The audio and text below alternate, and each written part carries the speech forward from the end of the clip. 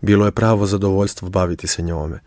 Laskao je mladi Berberin caru, moleći se Bogu da ga ovaj što pre otpusti.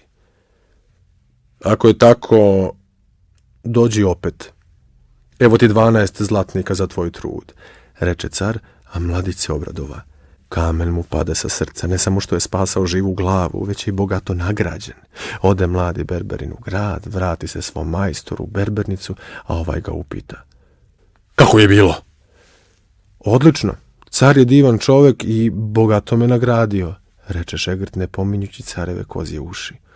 Da li si saznao gde su druga dvojica Berberina i zašto se nisu vratila iz palate? Upita ga gazda. Ne, ništa o njima nisam saznao, reče mladi Berberin. Prođe neko vreme, a car Trojan ponovo pozva mladog Berberina da ga obrije i uredi frizuru. Šegrt opet ode u palatu, pa kad izađe pred cara duboko se pokloni. Da li želite kao prošli put, vaše visočanstvo? Upita šegrt. Apsolutno, odgovori car, zadovoljan što je našao dobrog Berberina, ali još zadovoljniji što šegrt nikome nije rekao za njegove kozje uši. I ovaj put mladi Berberin dotera caru frizuru, izbrije mu bradu, pa ga car opet bogato nagradi. Dobije novih 12 zlatnih dukata. Tako je mladi Berberin počeo redovno da odlazi u carsku palatu i da brije i doteruje cara. Nikome nije govorio za carevu tajnu. Međutim, kako je vreme prolazilo, šegrtu je bilo sve teže da je čuva.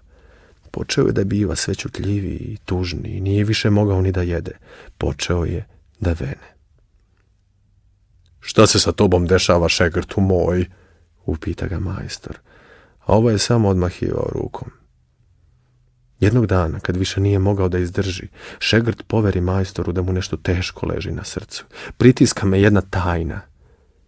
Tu tajnu ne mogu nikome da kažem, reče mladi Berberin. Možeš meni, kunem se da nikom neću reći. Ponudi se majstor mladom Berberinu da mu čuva tajnu, a on da olakša dušu. Nemojte se ljutiti, majstore, ali ne mogu da vam kažem, reče šegrt. Tad se majstor počeše po glavi pa predloži. Ako ne možeš reći meni, ti pođi u crkvu. Kaži duhovniku šta te muči. Možeš biti siguran da će kod njega tvoja tajna ostati sačuvana, predloži majstor svom šegrtu. Ali mladi Berberin nije imao poverenja ni u duhovnike. Poštujem ja i Boga, i crkvu, i sveštenike, ali ne mogu ni jednom jedinom živom stvoru da poverim tajnu, reče Berberin. Pa ti onda reci crnoj zemlji, reče majstor. Kako da kažem crnoj zemlji? Začudi se mladi Berberin. Lepo, idi na kraj grada, ponesi jašov, lopatu, iskopaj duboku rupu i u njoj poveri svoju tajnu. A onda je zatrpaj pa će tajna u zemlji i ostati, a ti ćeš dušu olakšati, reče mu majstor. Šegrtu se taj predlog učini najboljim. Sledećeg jutra u cik zore, dok je još grad spavao, a prvi petli se tek oglasili, mladi Berberin uze ašov i lopatu i zaputi se van grada. Kad dođe na sigurnu udaljenost od posljednjih gradskih kuća, on poče da kopa rupu. Rupa nije bila mnogo široka ni duboka, ali dovoljna da šegrt u nju gurne glavu. Tad klekne, spusti glavu u rupu što dublje može i glasno reče: "U cara Trojana kozje uši!" Kad to izgovori, mladić osjeti kako mu je deo tereta pao sa duše. Pomisli da bi se još bolje osjećao kad bi još jednom izgovorio dugo čuvanu tajnu, pa opet spusti glavu u rupu i glasnije reče: "U cara Trojana kozje uši!" Sad se mladić već sasvim dobro osjećao. Osmeh mu se vratio na lice, osjeti kako je odjednom lak, kako mu se pluća šire i lakše dišu. Reći ću još jednom i bit ću slobodan, pomisli mladić, pa po treći put gurne glavu u onu istu rupu i poviče što je jače mogao: "U cara Trojana kozje uši!" Kad to izgovori, osjeti da mu je i najmanji delić tereta pao sa duše i da je potpuno slobodan. Tada uze lopatu i zatrpa rupu, pa prebaci preko nje lišće i granje koje se u blizini nalazilo, da ni jedna životinja ne dođe i ne otkopa rupu i tako pusti tajnu iz zemlje. Vrati se šegrt nazad u berbernicu srećan, zadovoljan i olakšane duše. "Uradio sam kako ste mi rekli, gazda," reče on kad je ušao u berbernicu. Čini mi se da ti je pomoglo, primeti majstor zadovoljno gledajući u šegrta koji se od jutros potpuno promenio i postao opet onaj stari. Jeste, pomoglo mi je, reče šegrt i odmah preuze novu mušteriju da je obrije, zviždućući veselo i plešući oko berberske stolice.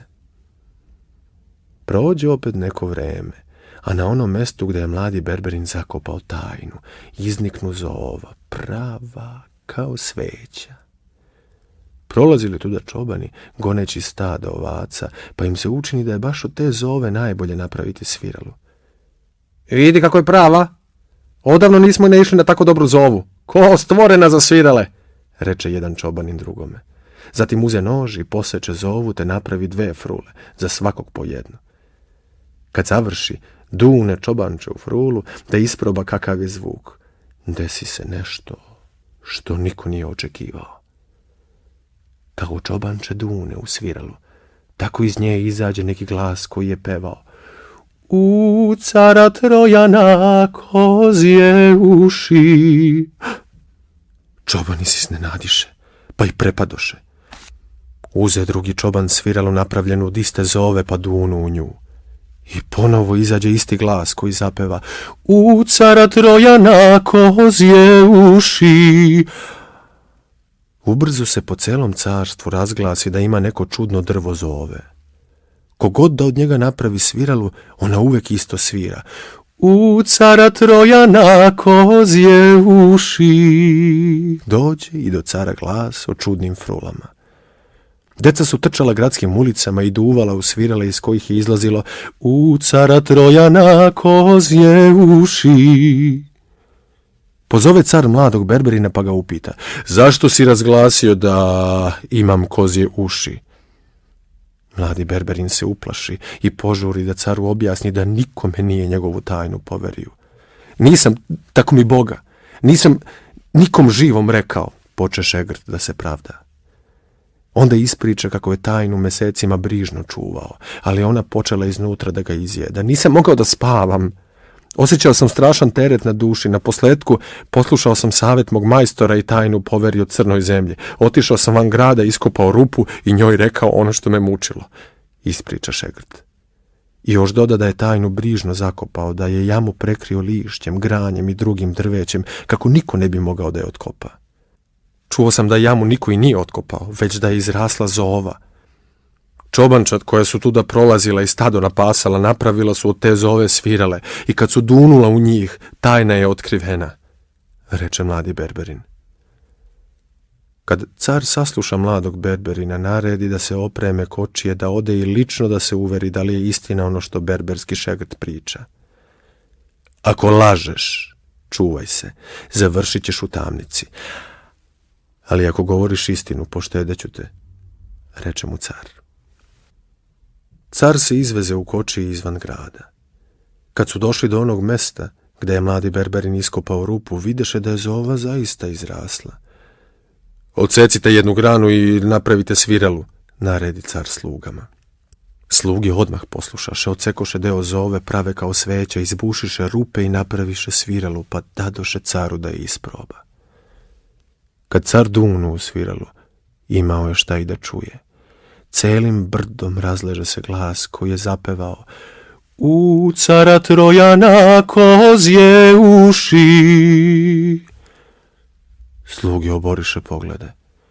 Mladi berberin takođe. Stražari se skloniše u stranu. Svi su čekali da ih pogodi carev bes. Sumnja nije bilo, tajna je otkrivena. Car je osramoćen. Ali ne desi se ništa od onog što su sluge, vojnici ili mladi berberin očekivali. Car Trojan shvati da ga mladi berberin nije lagao i da je tajnu zaista poverio crnoj zemlji.